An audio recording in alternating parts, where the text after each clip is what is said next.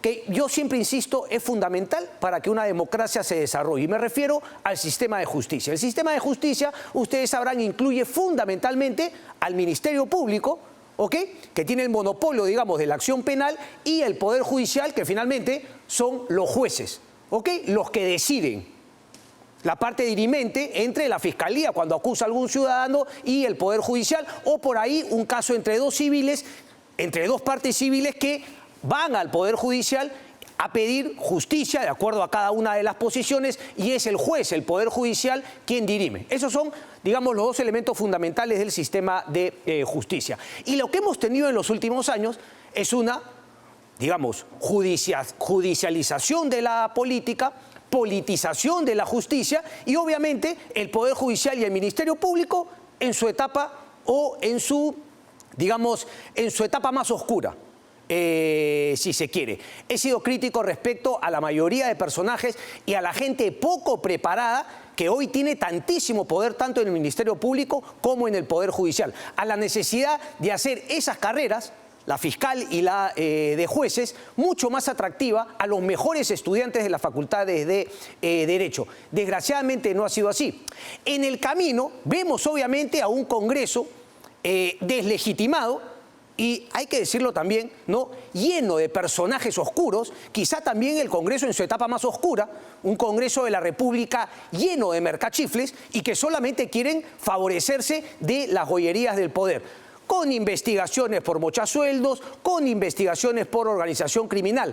Y aquí el punto, algunas investigaciones que tienen sustento y otras que no tanto, pero ante un Ministerio Público que acusa por quítame estas pajas de organización criminal, que decide incautar bienes con la figura de, ¿cómo es que se llama, José, el tema de dominio? Extinción de dominio, ¿ok? El Congreso de la República, ante las tropelías, ante las incapacidades, ante los abusos del Ministerio Público, obviamente saca leyes para beneficiarse a sí mismos. Organizaciones criminales como, por ejemplo, la que se generó en el gobierno de Junín con Vladimir Cerrón y Perú Libre a la cabeza, y otras por ahí que no lo son tanto, pero que obviamente son parte de lo que acabo de definir como judicialización de la política. El caso Cocteles es el más relevante.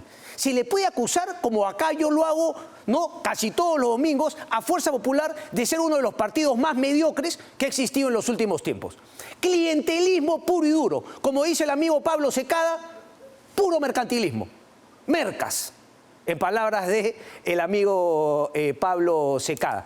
Pero de ahí haber saltado y haber hecho, digamos, ¿no?, haberlos convertido en Batman y Robin, a quienes vemos en pantalla, y no haber sido críticos, por ejemplo, con el juez Zúñiga, que no cumplió su trabajo en la labor que debía hacer en el control de acusación del caso Cocteles. No, haber convertido a estos dos personajillos en unos héroes que nunca se equivocaban.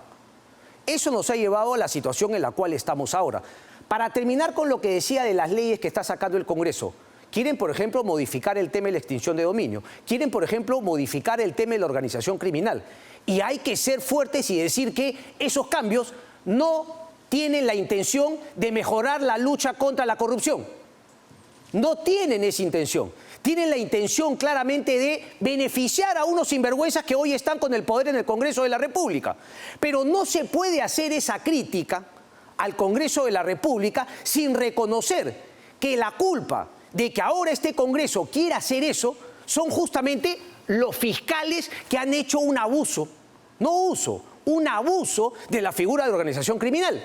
Lo que han hecho con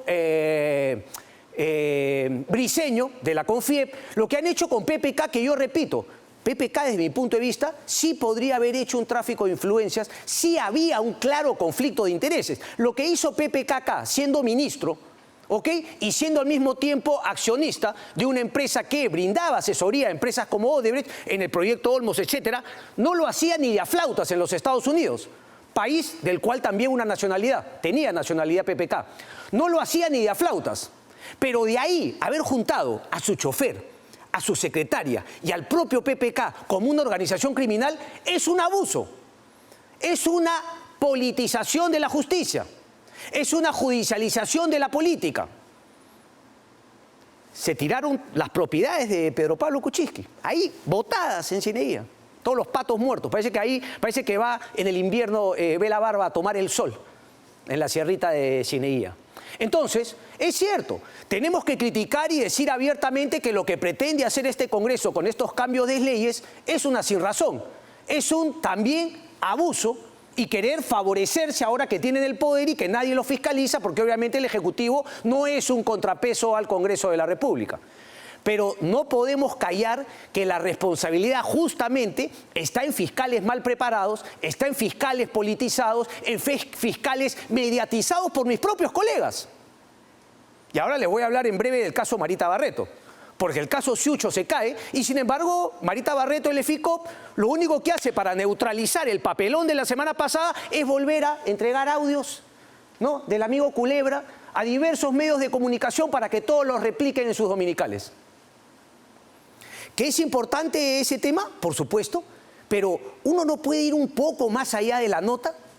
No hemos siempre coincidido en los textos respecto del periodismo, que uno también tiene que ser crítico y cuestionar de quién te da la información, con qué fines te da la información, qué quiere tapar.